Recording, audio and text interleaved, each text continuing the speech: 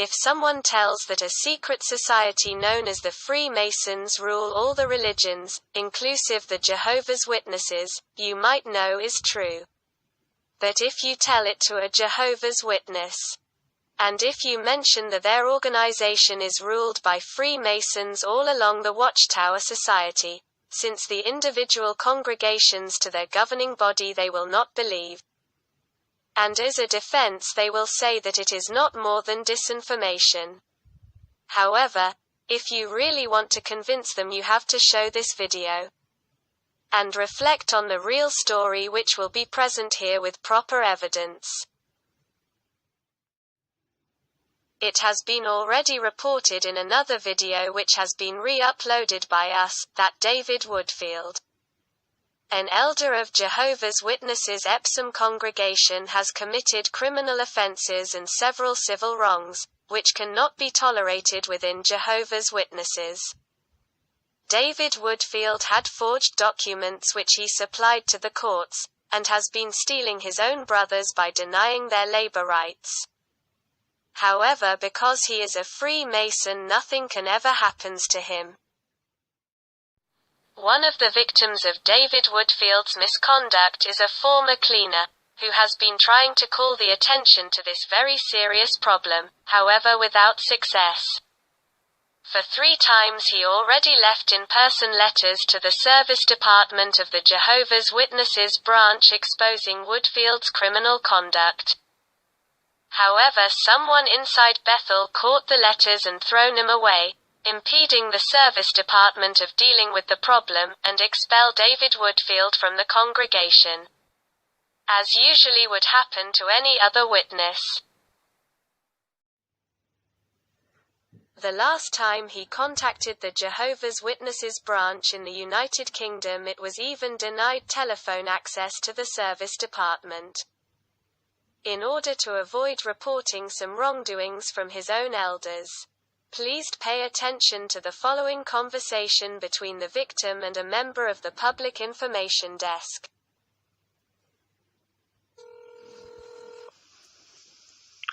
Hello, you're through again to the Public Information Desk. Oh, but that's the wrong department. I want to speak with the service department.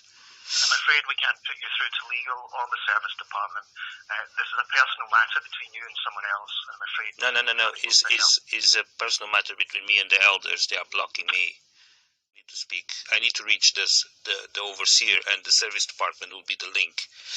I'm afraid there's nothing further we can do to help. Right. You are in the Public Information Desk, isn't it? We will not be putting you through to the legal department or the service department. So you deny me access to the service department? I'm not denying anything. I'm simply saying you have a personal issue which is not for us to become involved in. Right, okay. That's good to know. Okay, that's fine. Thank you very much. Thank you. Right. It is very obvious that the Freemasons already infiltrated their own agents there inside. The Public Information Desk is a department which deals with the press and any other public inquiries done about Jehovah's Witnesses, and if some of the inquiries are about David Woodfield, or any other Mason who has been identified, they would manage the case in a way to prevent any damage caused to them. Basically, the Public Information Desk is playing a role which will result in cover up both the presence and the wrongdoings of the Freemasons inside the Jehovah's Witnesses organization. Some members of the branch committee are also Freemasons. And those are the ones who give instructions for the branch not getting involved in a matter between a victim and any elders who are Freemasons. The cover-up starts from the top. But as we had mentioned minutes ago, the great problem resides inside the congregations. The main victim of Woodfield's wickedness attends to the congregation in Morden, southwest London. And recently he had approached to its coordinator of the body of elders, with a request to move to Epsom congregation. However, it was denied with the false excuse that was the body of Elders of Epsom who were not willing to accept his publisher's card. Please pay attention to the voicemail message left by Tim Eagles, the coordinator of the body of elders from Morden, to the victim.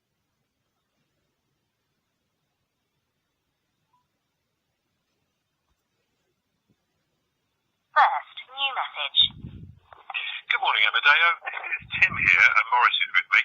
Just to let you know, we've been dealing with your request for your record cards to be moved to Epsom, but I have to inform you that the body of elders at Epsom are not willing to accept your record cards because of the difficulties that there have been. So at the moment, you're able to come to Morden congregation and to worship. We're entirely happy for you to do that. And we look forward to seeing you tomorrow at the meeting if you're able. Thanks a lot. Bye-bye, brother. After the victim had listened to this message, he decided to contact Peter Davey, who is the coordinator of the body of elders in Epsom congregation, and asked him straight if what Tim Eagles had said was true. Please pay attention to the following dialogue.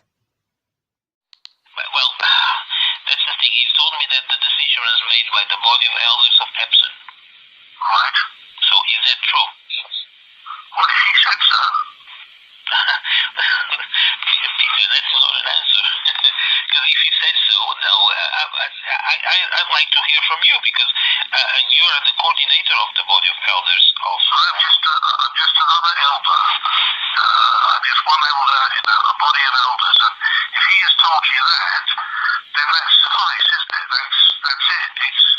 That is the decision. So you have to accept that. Right. So the decision was made. That's what I want to know. The decision was made by the body of elders from Morden or the body of elders from Epsom. If what Tim has told you today, I can't enlarge on. Because that is related to me. I should know. Well then, really, you're going to have to possibly go, and look at another source of information. It is obvious that Peter Davey was taken by surprise and was not prepared to answer to the victim's quest, therefore he preferred to push the question to someone else, instead of answering himself. Moving to Epsom congregation would give the victim the opportunity to resolve the issues directly with David Woodfield, and on the other hand would give him a chance to present the evidence he has against him to the body of elders, who would start a judicial hearing against him, resulting in Woodfield's disfellowshipping. Once the victim could not move to Epsom, this matter remains unresolved, and a criminal such as David Woodfield still use the word of God to teach from the platform, and making decisions in the congregation which he should not be entitled anymore.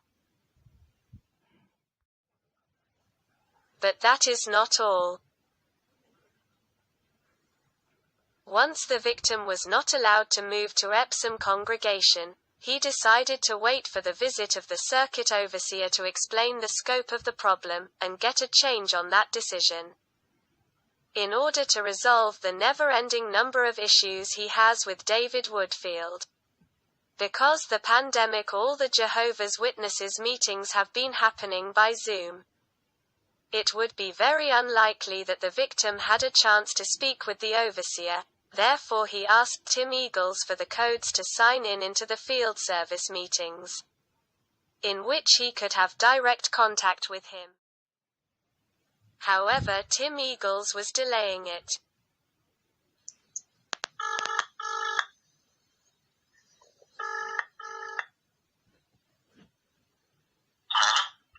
Hello, good morning, Brother Eagles. It's Brother Amadeus here. Good morning. Good morning, Brother Eagles. It's Amadeus. Just so I can hear you. Yeah, so last Sunday we spoke that yesterday you would send me the details for the field service meetings. You failed. Yes, I said I'll send them to you. The field service begins on Wednesday. It isn't today.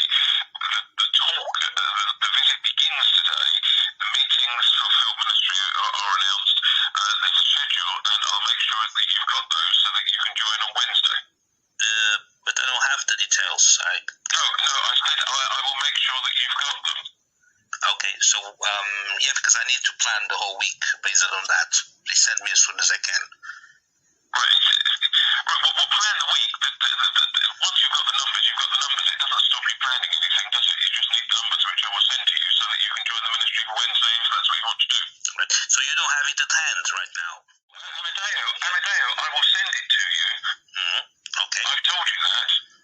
Yeah, but you told me you'll send yesterday. No, I said I will send it to you, Amadeo. You need it for Wednesday. It isn't Wednesday. Okay, I understand, but I need it as soon as I can. No, you just need it before Wednesday, Amadeo.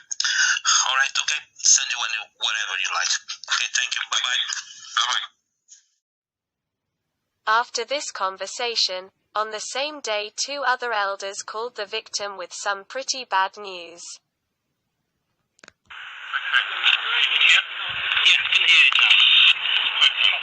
Right, Amadeus, this is Paul Meehan and Barry Wilmot together. Okay. Well, just to let you know that Brother Eagles has spoken with the body of elders about your request for ministry login details. Yes. Well, the body of elders have decided that since you've not engaged in ministry with the congregation since November 2018, we need to clarify if you're qualified to represent the congregation. And we're not able to do that before the ministry begins with the circuit overseer this week. So you will not be able to join the field ministry arrangements until that's happened. But we certainly do encourage you to attend the meetings this week and enjoy the visit of the circuit overseer. Right. So this was just a phone call just to inform you of what's happening. All right, Amadeus. So thank you for that. Right. So you tell me that I am not going to take part in the ministry this week. Hello? That was the decision of the body of elders. Yes, and we just made this phone call just to let you know that we can't go through this process this okay. week until we've... okay. I did also request to Brother Tim Eagles to see if I can have a meeting with the overseer to discuss other matters, with obviously the presence of 2 other elders from our congregation. Well, so far this is what the body of elders can say at the moment, and we've got no more to add to that at the moment. So I am not allowed to speak to the circuit overseer. We encourage you to join with the meeting. Take note that Tim Eagles had promised him that he would send him the sign-in codes for the field service meetings, but as we just heard now, he is not allowed to take part on it. Despite being a baptized Jehovah's Witness for 31 years. It is obviously an attempt to prevent him of speaking out to the circuit overseer things that those elders don't want him to know. But after all, who are the elders in Morden congregation who are Freemasons? Tim Eagles is a Freemason since April 2018. Maurice Burgess has been a Freemason for many years. Mike Witcher has been also a Freemason for long time, even when he was serving in Epsom congregation, which explains the bad reputation he still have in there. Neville Richards was already a Freemason, even before he joined Jehovah's Witnesses, and that explains why he was raised so quickly in order to become an elder. Since the moment there are so many Freemasons in each congregation, we're not surprised that this things happen so often, and Jehovah's Witnesses become just like any other religions.